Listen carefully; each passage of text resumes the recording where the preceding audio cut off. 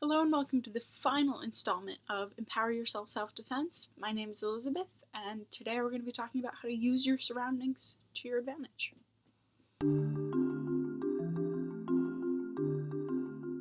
So this video should be a lot of fun because it's going to be all about using things that will be actually around you in an attack to defend yourself and to help you get out of there.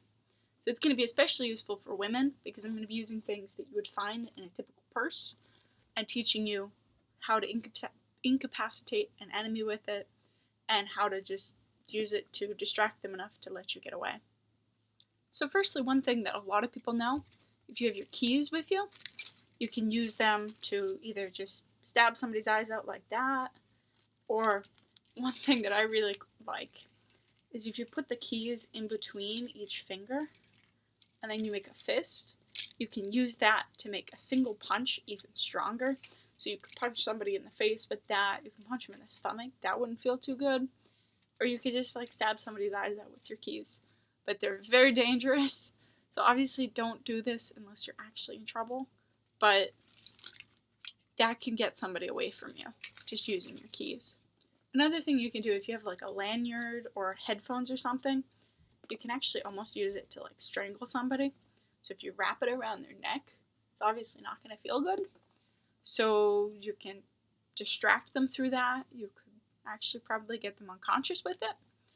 But there's a lot of uses for headphones and things. I would suggest wrapping it one or two times around, possibly even more than that, and then if you just attack their throat with it. Just be careful, because if somebody's not actually trying to kill you, that might kill them. So don't intentionally kill people. Killing is bad. So also if you have any kind of gift card or credit card or anything, you can use it to slash across somebody's throat. You could stab them with it. Basically, that's sharper than your hand would be, so it's gonna do more damage. It'll distract them, and it could just confuse them enough that they stop attacking you. A lot of this also goes with the intimidation factor. So if it looks like you know what you're doing, somebody's probably going to be less likely to attack you. So you'll be in better shape for that. Another thing that can be really useful, if you have breath spray or perfume or anything that's sprayable basically, you can use it almost like mace. So if you spray it in somebody's eyes, it's not going to feel too good, and it's probably going to blind the person, temporarily at least. So that should give you enough time to run away, but you gotta be careful because that is pretty much considered assault. So unless they're actually doing something to warrant you spraying them in the eye with something dangerous, probably shouldn't be doing it. So, but if you do have to, that's a really good way to distract them enough. One other thing you can do if you have your wallet or something, if you throw it behind them or at them, you can hit them in the face with it.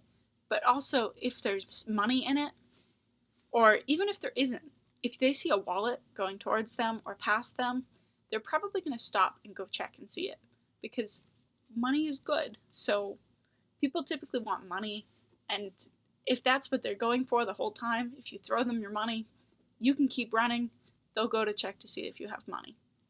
So that could get them away from you, give you time to get away, and just keep you safe, because if it's an option between your life and money, probably going to choose your life. So other than that, anything else that you have in your purse or anything else you have on your person, maybe gum or chapstick or something, you can use it as a projectile.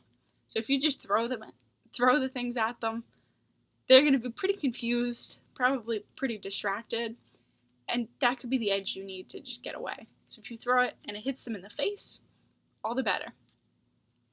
So one more thing you can do with something you probably actually have with you right now is if you have a whole bunch of hair ties, you can launch them like you would with a rubber band.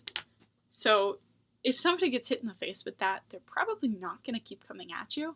And if you do, and you have more, if you hit them enough times, they will probably stop.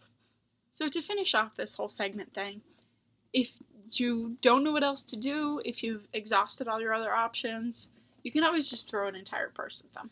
Because if they get hit in the head with this, or even just hit in the stomach, I don't know about you, but my purse is pretty heavy.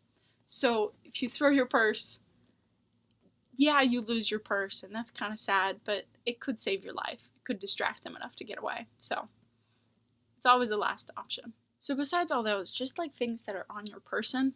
So if you've got like a necklace, you could take that off and use it to try and strangle somebody. If you've got bracelets, you could throw those at somebody. Like there's a lot of different things. You can even take your shoe off, especially if you're wearing like high heels. Those are really good to like attack with the end of because it's sharp and it's pointy. It's basically a knife. Even if you just take your random shoe off and throw it at somebody, like it's gonna distract them, and if it hits them in the face, it could convince them that you're not gonna be messed with. So beyond that, like if you have a hat on, a hat could be an easy projectile. If you've got a belt on, that can be used as like a whip or a strangulation thing, or it can just be used to intimidate people. So if you don't happen to have anything like that with you, or you've already used everything, or you're a guy and don't carry a pocketbook, there's still a lot of other things you can do to fend somebody off using just the things around you.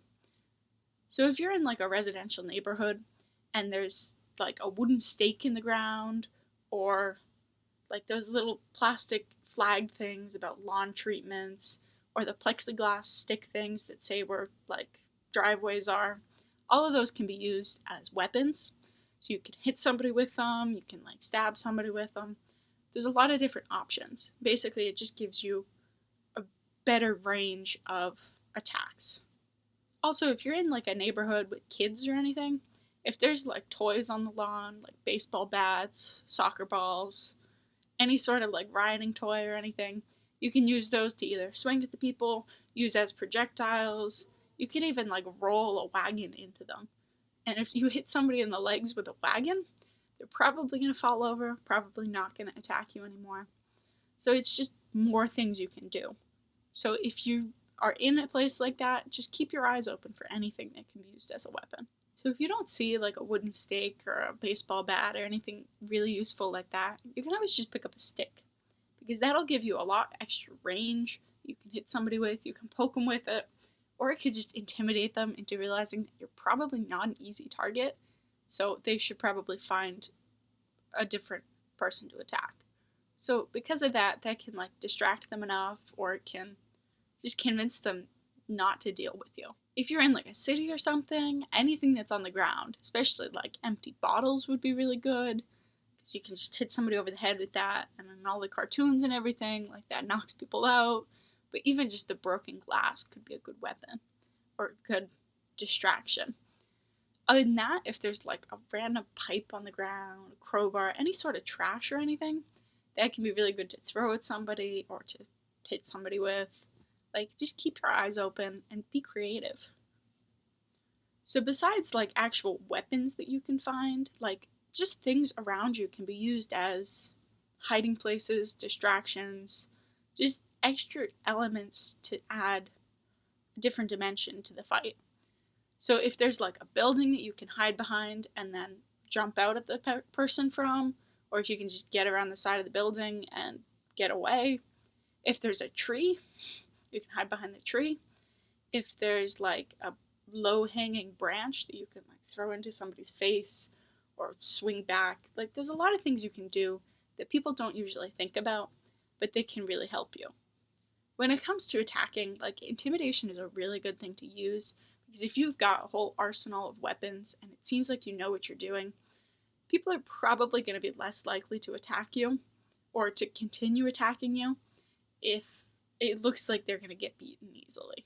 So just kind of in conclusion, like pay attention to what's around you, keep your senses open, and anything can be used as a weapon in the right hands. So just be creative. Even if it doesn't look like it could be very useful, it still gives you another advantage because it's one more thing you can use to attack. Well, I think that's it. So this is the last video. Hope you enjoyed the whole series, and hope you learned something and feel better about defending yourself. So if you have any questions, obviously let me know. I'm happy to help with anything, but other than that, just stay safe.